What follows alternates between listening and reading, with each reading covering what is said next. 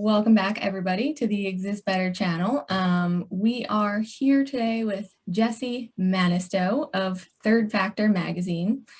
And we're going to be talking about a whole bunch of stuff. I don't even know how to summarize it, but the topic is generally positive disintegration.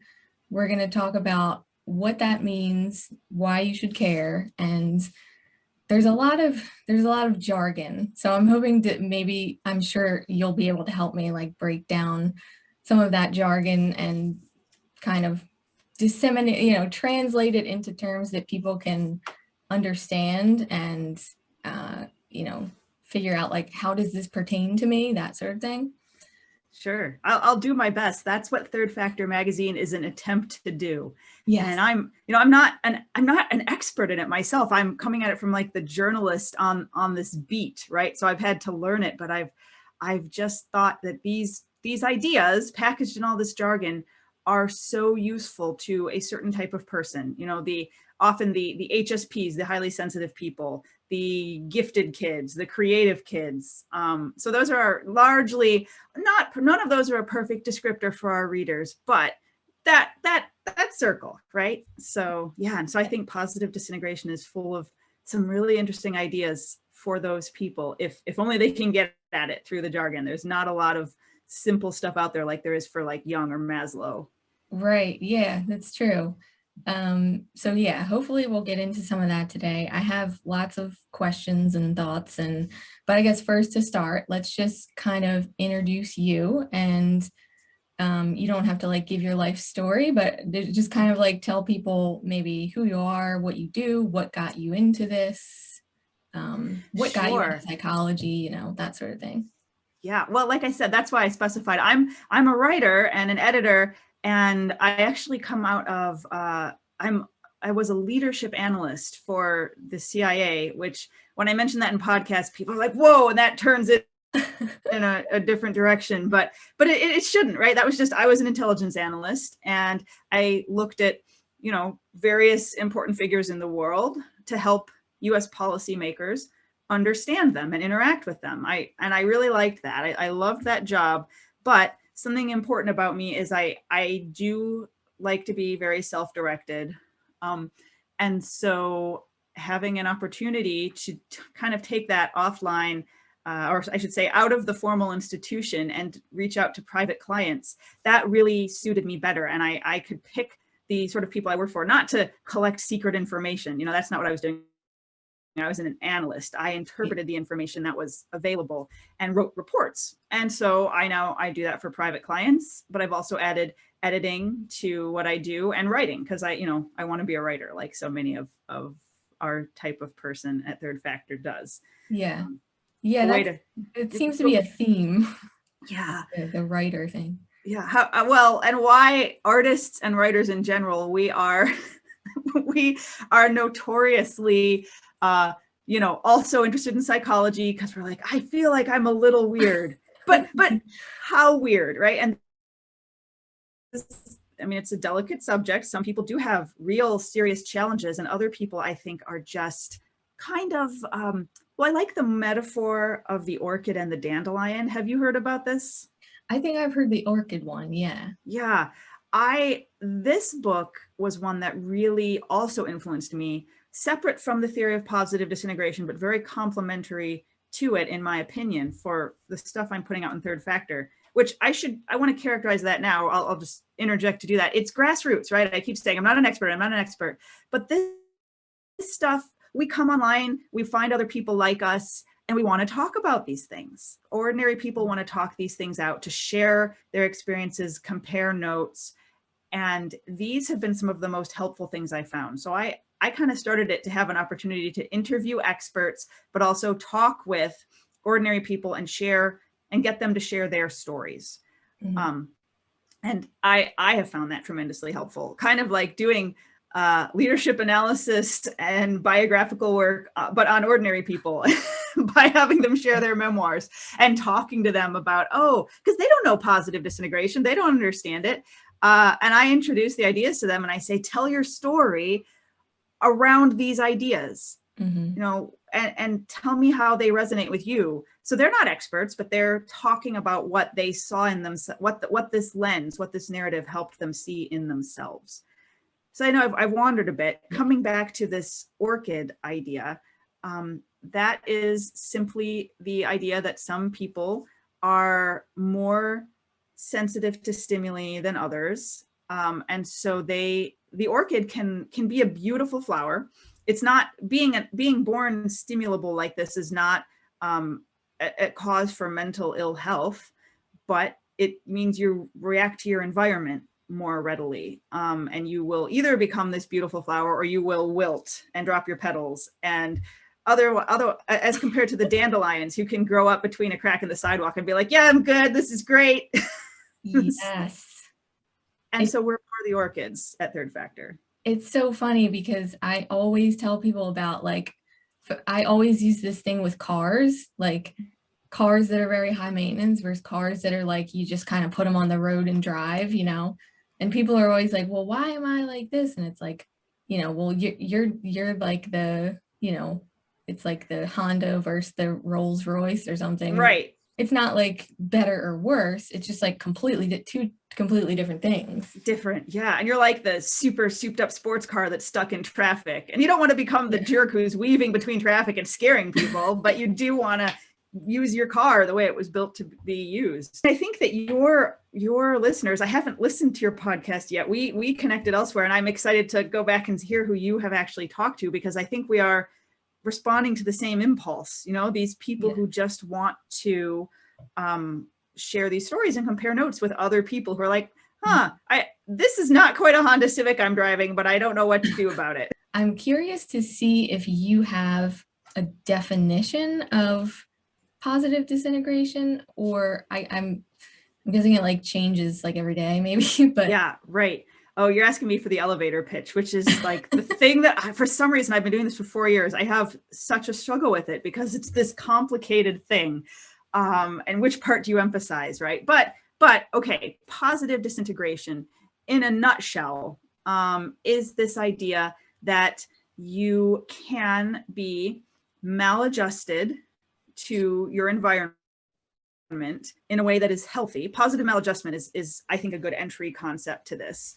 And then positive disintegration is what happens when you recognize this sort of your maladjustment as a thing that you can, it calls for you to take certain actions with respect to yourself, developing yourself, assessing what is higher in yourself and lower, cultivating the higher, rejecting or minimizing the lower as much as you can, as much as you have the power to do, and then developing in line with this understanding instead of being pushed about. Ambitendencies and ambivalences are some of the jargony words in the theory, but you don't just want to be pushed here and there by the social norms, the whims that may or may not be healthy and be conducive to your well-being. Instead, you have to really analyze them, look at what excuses you're making for yourself. So the positive disintegration is that process of letting go of what is lower in yourself and trying to change your behavior to the extent it's your behavior to adapt and to be as you ought to be in line with your personality ideal. And so it's this very messy project, which of course, like, this is why it's a magazine, right? And comparing lots of stories. this is the project of a lifetime. It is, it is not a simple thing, but how much is it you? How much is it your environment? And because the magazine's called The Third Factor, where the first factor is nature, the second factor is nurture, and then the third factor is your choice of what to do about that in so many words. Right. Gotcha. Mm-hmm. Okay. So that was a good, like, little introduction. And so, like, what interests me about this is, so I'm into, like, any sort of, there's several of them. There's like a bunch of frames, like psychology frameworks that show you development, you know. One of the ones I always talk about is the scale of human consciousness, which is like a whole different thing, but it's like it shows you kind of how humans develop. And so positive disintegration is kind of like that, like there's 5 stages. I think it's so interesting because it's like the only model that really shows you like how it's associated with mental illness symptoms. Yeah, in positive disintegration, there are 5 levels, starting from level 1 is primary integration, where you're just, driven by your natural impulses and your social status, and you're pretty integrated. You're functioning in a way that no one would call, well, Dabrowski would call it mentally not healthy, mentally ill, because maybe you're a psychopath, right? A psychopath is at level 1, but plenty of people who are not psychopaths. Level 1 is huge in Dabrowski's work. It also has like the sort of salt of the earth, people who are contributing, but they're told how to be and they do it, and they may be contributing very needed things. They just don't go through this process, right? So Dabrowski's theory doesn't really have much to say about that wide range of level 1 people. Then we get to level 2, which he called unilevel disintegration, where that's where you hear the ambivalences and ambitendencies. Which way do I go? I'm torn in 2 different directions, but I can't tell which way is higher. I don't know, because the forces outside of me that I would rely on to decide for me there's no clear hierarchy. I don't know which to follow. Mm-hmm. And Dabrowski said that was the most dangerous time, where there are, like the somatic symptoms are very strong at level 2. And yeah, so I can tell some stories about that. yeah, me too. I have been through that. And so then you move on to level 3, and that is where the important distinction that positive disintegration talks about, the perception of multi-levelness. And that simply means you start to be able to discern for yourself which way is higher and which way is lower. And it's an interesting question whether there's some universal morality that everyone will decide on, or like probably on big lofty questions, you could argue there are, but in certain situations, is there or is there not? But you are starting to take the agency to be a moral and a moral agent, and also just an agent of your own well-being, to say, no, I'm not going to do that. That's not the right path. Mm-hmm. That's where you perceive the multi-levelness. And that's what Dabrowski meant by that. And level 3, he calls spontaneous multi-level disintegration. What does he mean by that? Well, it means it's thrust upon you. You just realize it one day, and then you're like, now I perceive a higher level. And so I have to follow it, because now there's this inner voice saying, like, you slacker, you're being a coward, or you're being weak, or you are not living up to your ideal. And you should, and you must, because I see people out there who, and a lot of our third factor people will say, like, I'm in this situation where I know what I have to do, but I'm too agreeable, or I'm scared, or I don't know how to do it. I know that this environment, this situation is wrong, but and I even know what I should do. Maybe I don't know how to do it, but I know kind of where I want to get. Mm-hmm. But maybe they just, there's some pressure keeping them from doing it. So level 3, we often in Dabrowski's wider circle gets talked about as early level 3 and later level 3. And you experience these things that dissatisfaction, with yourself, astonishment with yourself, observing how you react, and then saying, oh my gosh, how did I react that way? I shouldn't have. Shame and guilt are dynamic forces. Dynamisms is a term in TPD. It's a shame that that's so jargony, because that's the core, right? Go to read about the dynamisms. These are the things I try to get people to really look at.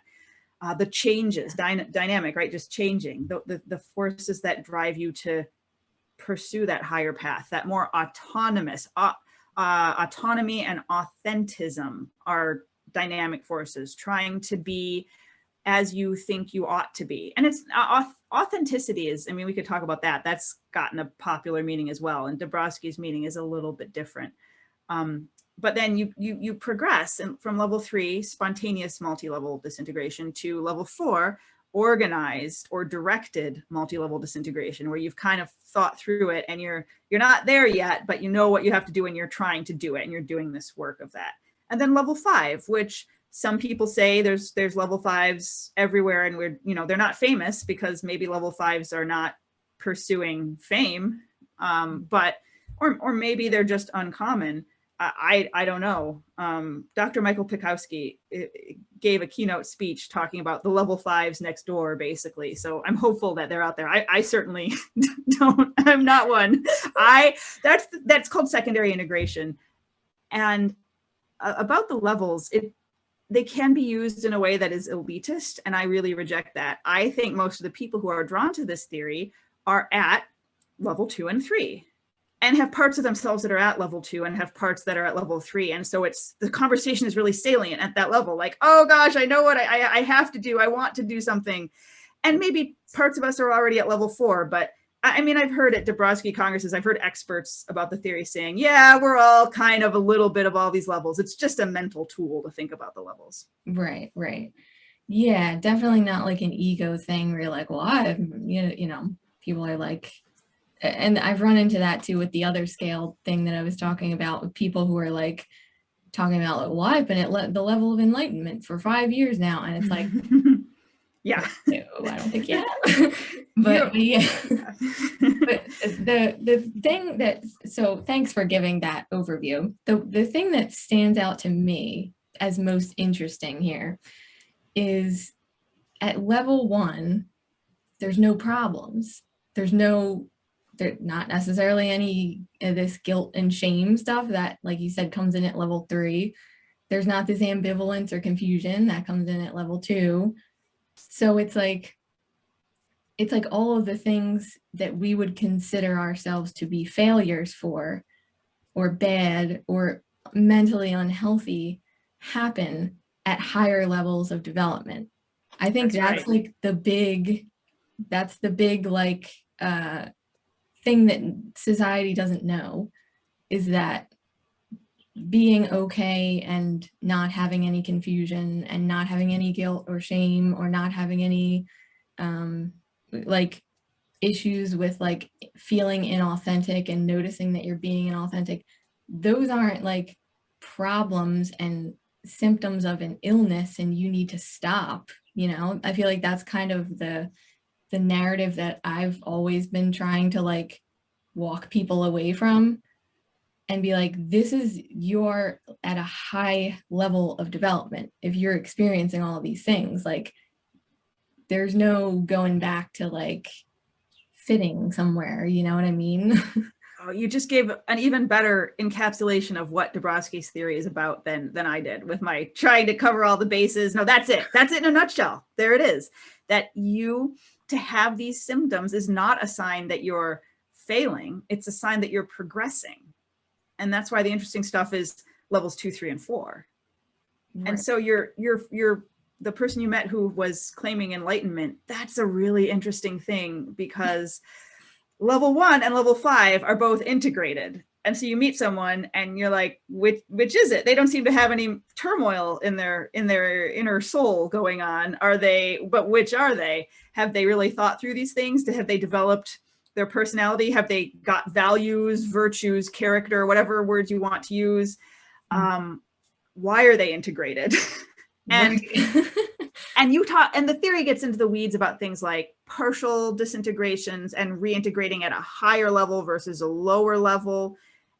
The question is really, can the person see themselves in all of in an objective way, you know, including their faults, and then grapple with it and address those faults.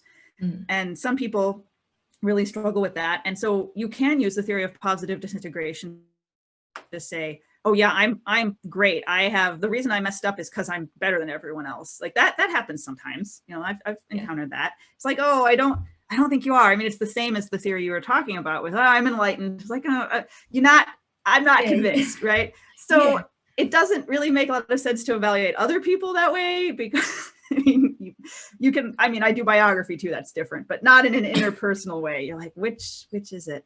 But it's very useful if you can analyze yourself and be frank about yourself. One of the dynamisms is called subject-object in oneself, where you really are objective about your own flaws. You're also your strengths. Like, don't forget that. Like, you have a higher thing to elevate, and then seeing other people in a subjective, like through their own subjective lens. And it's sort of this cycle that people are doing. And so the question is, are they doing that or not? And I don't think you can even say that universally for most people. Most of us are messy in the middle, but the ones and the fives, right? The fives are more likely to be doing that, and the ones are more likely to be like, I'm awesome, I'm great. Yeah. Yeah. So yeah, but it that's the key. Like, that's the $1 million question, right? Like, which is it? You have this rubric, but we can delude ourselves even with this rubric. Yeah, totally. So okay, let's go into that a little bit. Like, I know you kind of already explained like some of the dynamisms, but I think you're right in saying that, like, most people who would even be interested in this discussion would have to be somewhere between like level 2 and 4. Yeah. And like, if they were at 5, they might just be like bored by it. They would just be like off doing something like way cooler or something, you know. And if they were at level 1, they would just be like wondering what this even is, you know, like not even aware. That's why I do the biographies of level 5, and I try to find them and interview them, because they're like, they don't need it, but I want to give their story to other people. Yeah, exactly. Do you want to just go over like some of the, like, what are some of the hallmark symptoms of, okay, let's say like you're done with level 1, like we're out of that, we're too like, I don't want to say like too aware, but like we're aware that there's more going on. So we're not in level 1, we've moved on. What are like some core symptoms of people like transitioning between maybe levels 2 and 3, you know, 1 and 2, 2 and 3, something like that? Yeah, that's a really good question. The way I would answer that is simply, I mean, it's the symptoms seem very similar, level 2 to early level 3. It's just the knowledge that distinguishes at that point. You know, the knowledge that, oh, I know what I have to do, I just can't do it. I just don't know how to do it. And it's purely an intellectual thing at that stage. But talking about symptoms, somatic symptoms, like I mentioned, the tensions and those sorts of things, Dabrowski talks about that in his books, which are hard to get a hold of, unfortunately. But there are places you can get them online. I managed to get them out of the Library of Congress when I worked for the US government. So that's how I got a hold of them. But he talks about those symptoms a lot with level 2. And when he gives case studies in his books saying, all right, these your body just sort of takes on this energy because you just don't have any action to put your tension in. That's me summarizing it. That's not his words, but that's what it seems like to me. And it certainly has been that way in my life. You know, when I've definitely taken my frustrations, because I don't want to lash out at other people, but I have these frustrations. So they get in, you know, muscle tension, that kind of thing. The body is a huge topic for our third factor readers. They, one of our new columnists, Ilana Grostern, that's her area of expertise. And she deals with the people who live in their head too much. You know, I call them abstract intense is my word for them. Mm-hmm. That we love to sail along in the realm of ideas up in the sky, but we don't like to be grounded, you know, on the earth. That's boring. But that's, you know, that's sort of being in your body. And because it's amazing how much these symptoms come up. You know, people wanting just tension and talking about nutraceuticals and diet and all those other things, which are of course also important, but you don't start to need that until you are struggling. You know, right. Yeah. And that's like another really interesting thing is like this theory talks about your developmental potential, like who's likely to go through this entire process. And I think that's another part of what got me really, really interested is because I feel like, you know, when I was younger, I was kind of like physically normal, somewhat. Like I was always kind of like sensitive and like sick a lot and stuff. But then as I got older, it was like my nervous system was just like breaking. It was just like breaking down. And, you know, it started like when I was in my 20s, and as I get older, it only seems to become more and more and more intense. And I have to be more and more careful and more, you know, like I can't lose sleep. I can't not eat exactly correctly. And you know, like I would always read these different websites, like health websites, like how to heal this, how to heal that. But it was never clear like what my thing was. It was always just this ambiguous, like nobody else has this, you know, this big like mystery thing. Yeah. And then, so yeah, I started learning about like somatic work and the nervous system. It was like, okay, like that's why this just keeps getting crazier.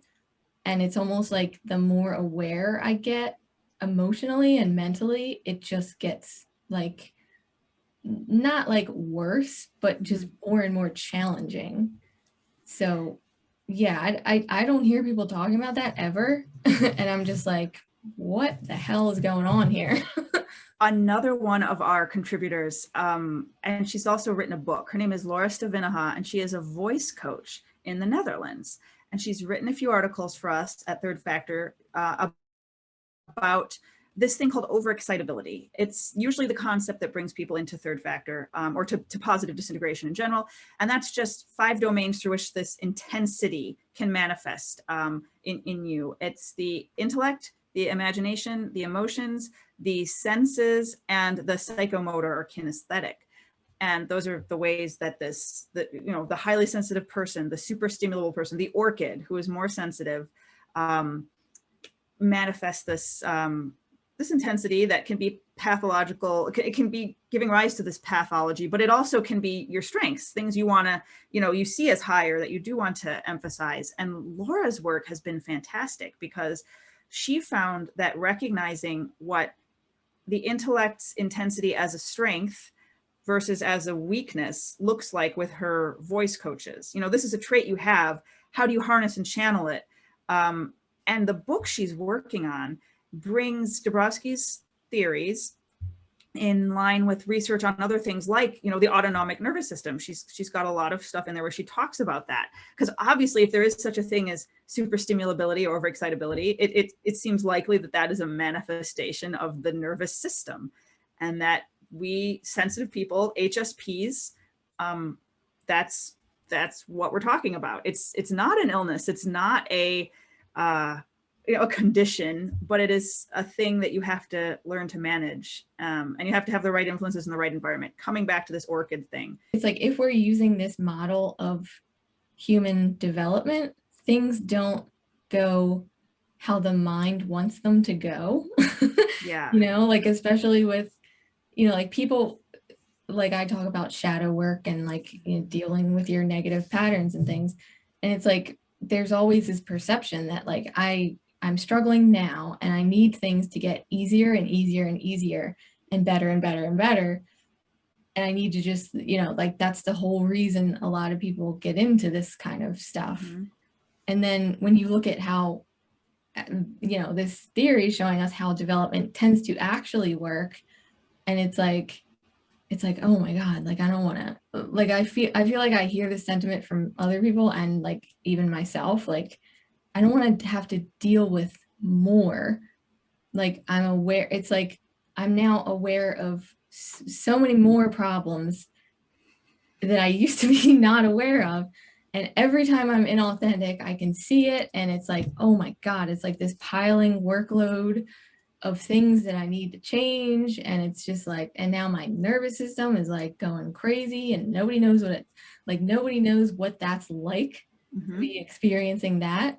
So like for me, like I'm always freaking out, like when I'm out places, because people don't understand. Like I'll just be like having a random day and my nervous system is like freaking out. And I'm not like panicking or anything. It's just like spontaneous. And I'm like, oh, now I got to try to explain this and like go sit down. And it's just so weird and nobody gets it. And so, yeah, I guess my next question would be like, do you have thoughts for people who are just like tired? Like, I feel like my clients I've talked to, they're always just like, Like, and they might not be going through exactly what I'm going through, but you know, they're still going through a development process. They're still Yes. somewhere, you know, along the lines. Yes, definitely. I mean, the idea of positive maladjustment is, I think, a revolutionary one. And like you talked about something that I've also observed, that we all were like, oh, we're fine, we're doing well. A lot of us did really well in school. Yeah, we were like put on this career trajectory, like we're going to be great. We're the smart kids, whatever.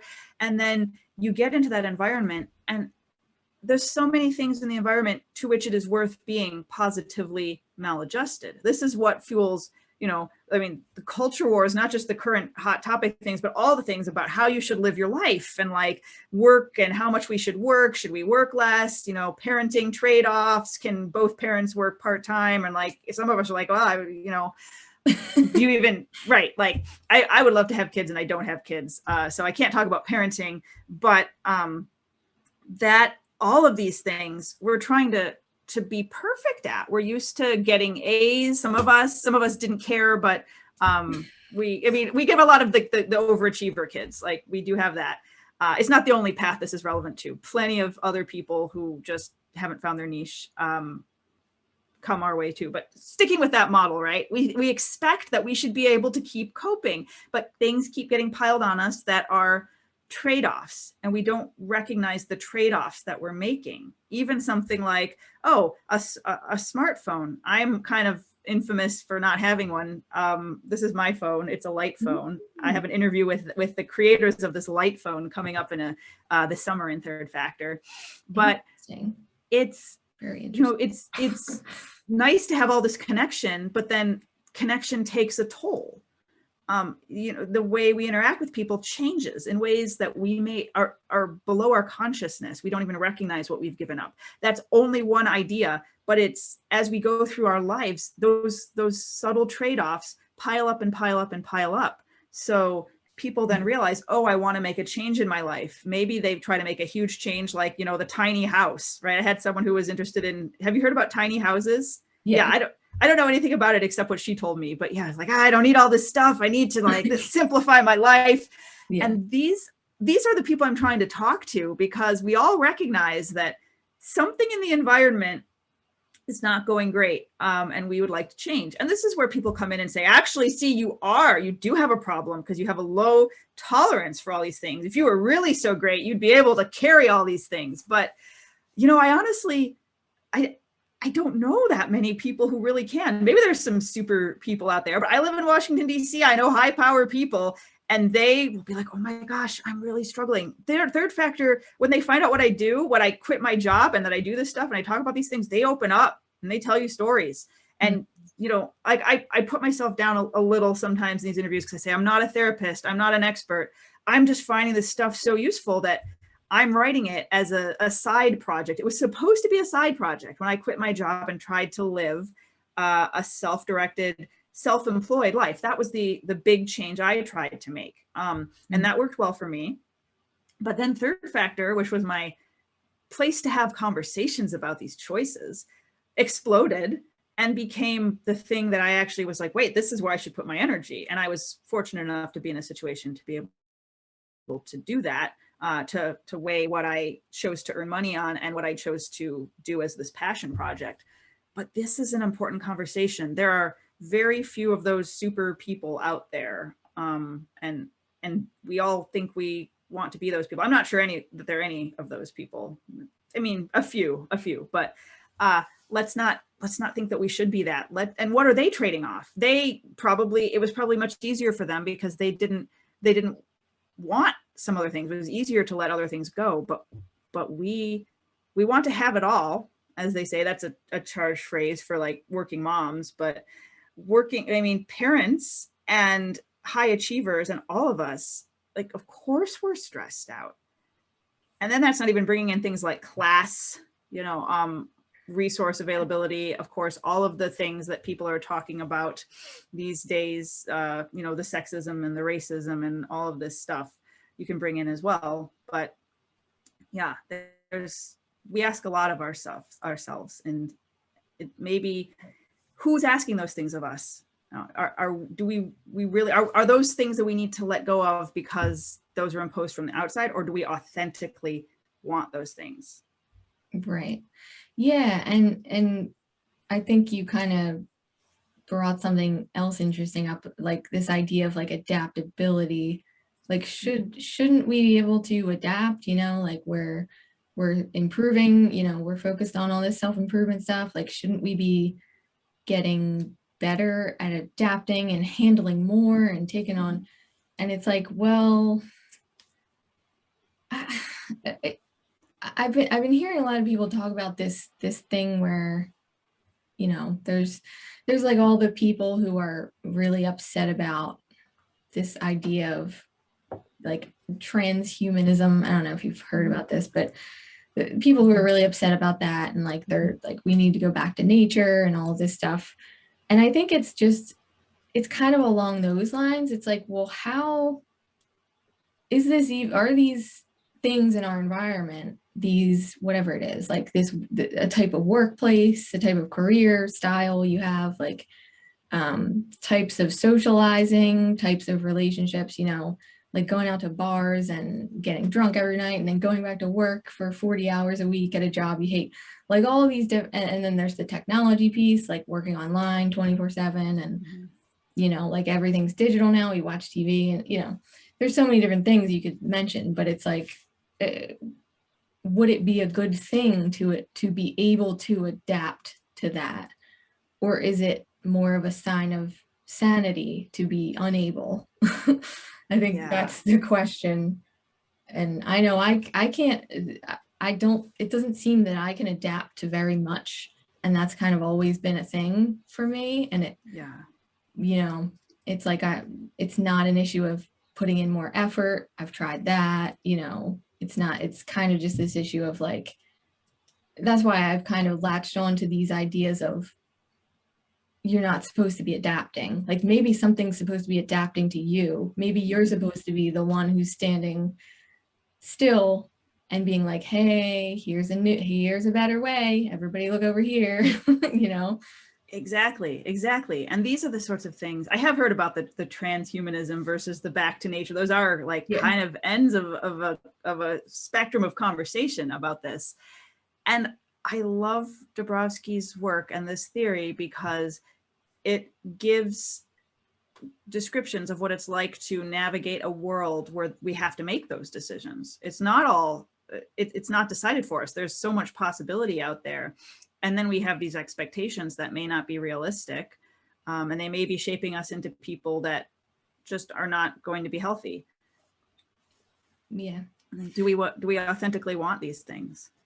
So what do you think separates someone who's just kind of, I feel like I see a lot of the difference here, like in just meeting people online, like people who are kind of into self-development, like as a, I don't know, maybe as like a hobby, like just something they're interested in looking into, versus people who are positively disintegrating hardcore, like it's going down. This is not an option. Yeah, it's the pain they're feeling, the level of suffering in their lives. And maybe those are just two ends of the spectrum too. Like, why would someone be into self-development? Well, I mean, they could be someone who's more level 1, but they know they want to be that power person who has no weaknesses, right? The person who wants to keep going on and be high achieving, but they're not driven by anything other than that expectation. Perhaps I'm just thinking out loud here, but perhaps that could be that. Whereas the positively disintegrating, because disintegration, people say positive disintegration sounds bad. Yeah, it's painful to realize your own flaws and faults, but then to recognize you could do something about it is hopeful. It's painful, but it's hopeful, which is what I like about it, adding the hope to the pain that you might otherwise experience if you look at yourself clearly. And it's interesting, at Third Factor, people come in talking about trauma a lot. And I felt like, whoa, that's way out of what I'm qualified to talk about. Trauma sounds like this big, horrible thing, abuse. Like I didn't have that, but we all had, especially if you're an orchid and ultra sensitive to your environment, maybe values that helped serve your family in a different, totally different social environment. For instance, my mom grew up an army brat and moved every year through all of her formative years. So perhaps she was a little bit more sensitive to, no, you've got to fit in, you've got to not make waves, you've got to hide yourself. And maybe was a little more uncomfortable with me trying to do my own thing and just be who I was. And so I'm really happy with my parents. I think my parents were great, but there were some tensions there that are not trauma, that are not abuse, that are just normal collisions that humans experience with their environments. But I would say that those people who experience positive disintegrations maybe had more of those, even if they didn't rise to the level of trauma. And those people will leave if you think you're talking about trauma, because they'll be like, oh, I have nothing to complain about. I can't, that's not what happened to me. But life takes its toll on all of us. Yeah. Yeah, I think you're right about that. It's just that, like, it seems it does seem to be like the pain of their experience seems to be the distinguisher between like someone who's, just someone who's just like casually interested in this stuff. Like a lot of this stuff is just like trendy now. I feel like psychology itself is just like very trendy, and like being empathic is very trendy. And it's like for the people who are like really going through some serious stuff, it's almost like there's very few places for them to go and like hear about how that is a normal thing, versus like, oh, you just burn some sage and like it'll be fine. Yeah, for sure. Well, and even when you say serious stuff, right? Like even I'm like, I have to, that's where I say I'm not a psychologist. I can't help you with your trauma. But on the other hand, maybe I can, not just me, but maybe we can help each other. Yeah. Because life is hard and we do get wounded. It is normal to be wounded. It's not everybody, but it's not that uncommon. Mm-hmm. It doesn't mean there's something wrong with you. It just means you have to work through this. You have to sort your life out, and this process of like ongoing maturing that we're doing, growth, which continues into adulthood. That is part of what I'm now trying to do with Third Factor, is just have people develop relationships. That was a reader request. They wanted a community where people could compare notes. And I naively was like, okay, well, here, sure, I'll just set it up. You guys go have fun. No, it takes a lot of work to cultivate a healthy community on the internet. And so we're actively trying to do that more now, putting out certain values. So Third Factor will have certain values, like we really like intellectual questioning, and we try not to make people afraid to ask tough questions about whatever it is, because if you just throw it out there on Twitter, you'll make someone mad. Whatever the topic, someone will pile on you, and then you'll just be like, oh no, I better never mention this again, and you won't be able to explore what happened. So that's really what we're trying to cultivate. Maybe above all, maybe that's the thing to start with, but we're a person who had real, like, capital T trauma can compare notes with someone who had, a little bit of friction in their home environment, and they still can learn from each other. They still can mirror feelings back to each other and say like, yeah, you seem cool. You seem actually normal and healthy, even in your sadness and your pain, which is so important.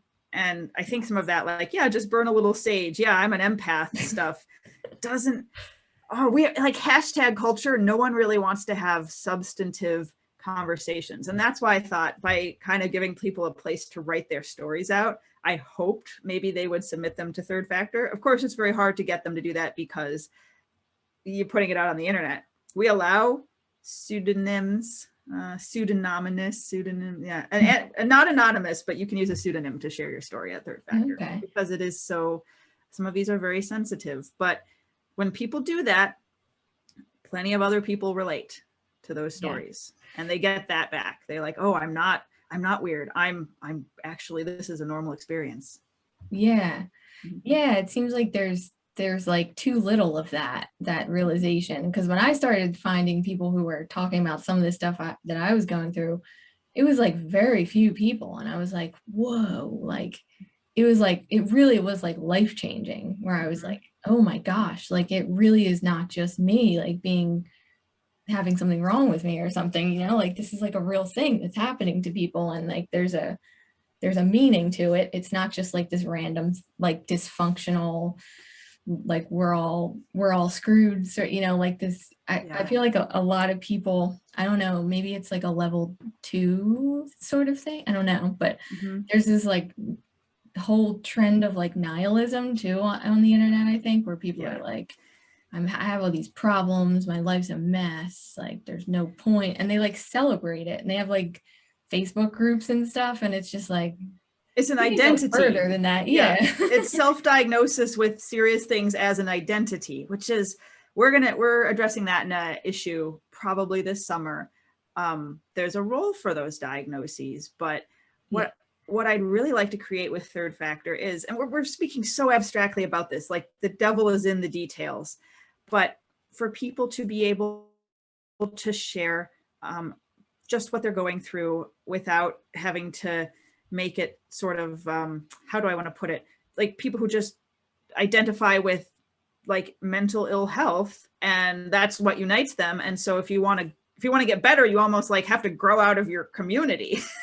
No, you can't get better. You know, that the internet is so weird. It is so weird because now all the people who have various struggles can connect over those struggles, but in a way that like no one's actually trying to climb up out of them, because maybe they don't believe they can, maybe they don't know how, maybe that's the early level, the level 2 or the early level 3, and they know there's a higher path, but they're terrified of it, or they just don't know and they don't want it, they're just hurting and they just want to like ease their pain. Yeah.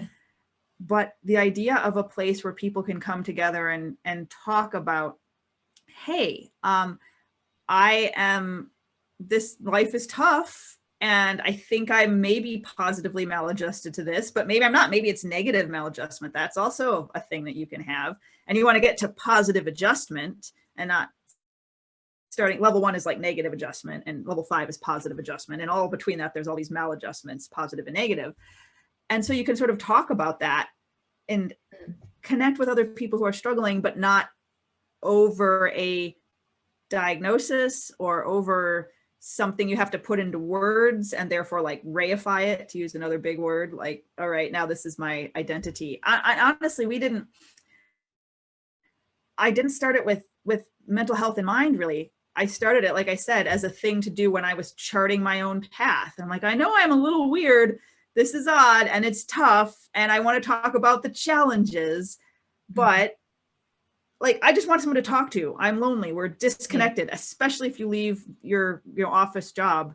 I just want to compare notes. I just want to have some friends. And so lonely people go online and need this stuff, but lonely people then fall into these unhealthy communities that don't, like, the levels matter. You want to perceive a higher path, and you want to encourage other people to follow that higher path too. And then people online can get really mad if you talk about that, because you don't have there's a lot of reasons for that. You don't have a relationship built up with them to understand them and to see them as individuals. We're all just abstractions to each other on the internet. So it's another thing we hope to do at Third Factor, is to flesh people out and let them get to know each other, which makes it easier to ask these questions and have these conversations. Totally. Yeah. And so, yeah, I think you did a good plug for Third Factor in general, is like, that's what it's all about. And so, yeah, it's a magazine, and then you have the message board. Is that kind of the whole, is there more to it? I think that's there. We have just implemented for our patrons, we do community Zooms. So there's people who want to, some people prefer just to talk written asynchronous conversation, and other people get a lot more out of the face-to-face, or at least virtual face-to-face conversation. So there's both of those, and we talk about the articles, or I try to tap our members to share things through articles, and some of them do. And then, so I would say it's a magazine and community, and we're working on bringing in more resources as well. Nice. Awesome. Yeah. And yeah, I'm a member, by the way. So like, I'm in there, and I see there's like a lot of good content from a lot of different angles too. Like people, I think one of the most interesting thing is just like looking through people's, a little while ago, I was like just looking through people's profiles, and there's like all different careers and all different ages and all different locations and everyone experiencing the same thing in a completely different way. That's Yeah. what's so interesting. It's what keeps me doing it. These people are fascinating. And and I think it's encouraging too. Something I take from it is that I meet people like you there who I'm like, I don't think you're messed up. You know, like you all seem like really healthy, vibrant people, but we're all going through our struggles, right? And that can be reassuring. And I just didn't, there's not really a lot of places out there that I found. I mean, I'm sure there are others, but how do you find them, right? It's like tossing the message, the message in the bottle into the sea, and maybe it reaches you. Yeah. So yeah, and I've definitely experienced that, especially like in the beginning when I was just starting to put things online more and more, like a couple of years ago. Is I think a lot of people who were just randomly following me back then were like not down with the real conversations, and they were getting mad and they were emailing me, and like it was just like the wrong bunch of people. And so I had to kind of, and then you're like, I feel like there's a phase people go through where they grapple with that, like, am I a terrible person? Am I wrong about everything? You know, this like, I call it like the self-gaslight, where you're like backtracking from everything you thought you knew. But then, oh man, that's, yeah, I know what you're talking about. again, I just kind of feel like that's just a phase. You know, it's really just like other people's triggers, and they're chucking them at you because you're on the internet, and you know, you were like dumb enough to put yourself out there, so it's just like chucking things at you. Oh, that hits close to home. I have haters. It's really like, I want to thank my haters because they have made me confront my low confidence and to develop confidence, because I, you know, had to figure out why am I so reactive when people don't like me? And I think that's a common thing, you know, that's a normal thing. And then what's the higher path? Okay, I have to figure out how to develop that, or just accept that I'm, you know, I mean, I do accept that I'm wrong often, but how do I follow a path where I learn rather than deferring to, not, I don't even want to say it, deferring to authority, but deferring to trolls on the internet because they emotionally activate me, you know, like, no, walk away, have confidence, but question yourself so that your confidence is trustworthy, right? The real questions are the hardest ones. They don't lend themselves to hashtags. They don't lend themselves to memes, but they lend themselves, they emerge from conversation with people who you trust and deeper stories and comparing notes. Yeah, that's true. Like and that, I think that is like the difference between like the lower and higher levels, is that there can be a depth of analysis and a depth of understanding versus like, oh, you posted that thing, that must mean you hate this. I hate you because blah, blah. You know, it's like there's genuinely no understanding with a lot of these topics on the internet. And you can see when the people are commenting, you can see that they don't understand the post. I see it with people that I follow all the time, like, you know, a friend of mine, or like even just someone I follow on YouTube, they'll make a video. It's like amazing. It's like a piece of art. It's so informative. And then you go in the comments and someone's like, why did you say that you hate, you know, like whatever, this group of people? And it's like, they didn't even mention that, you know, it's like they're seeing through it, the lens of their own pain. Yes. And so, you know, it's like, I definitely like question myself sometimes before I put things out, because, you know, like I do think I'm probably wrong. I would guarantee there's things I've put out that I would probably look at now and think like, oh, that's not totally correct, you know. Me too. Yeah, definitely.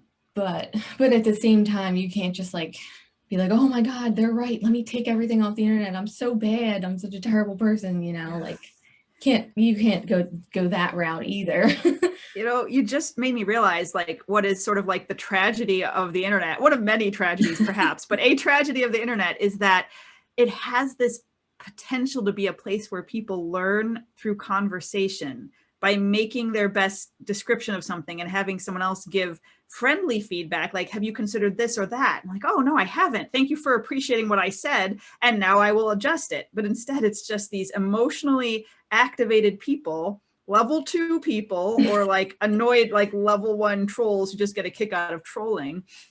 And they just throw their emotions around because they have no idea what to do with those emotions. And that's what we got instead of this wonderful ability to exchange ideas. The infrastructure is all there to support it.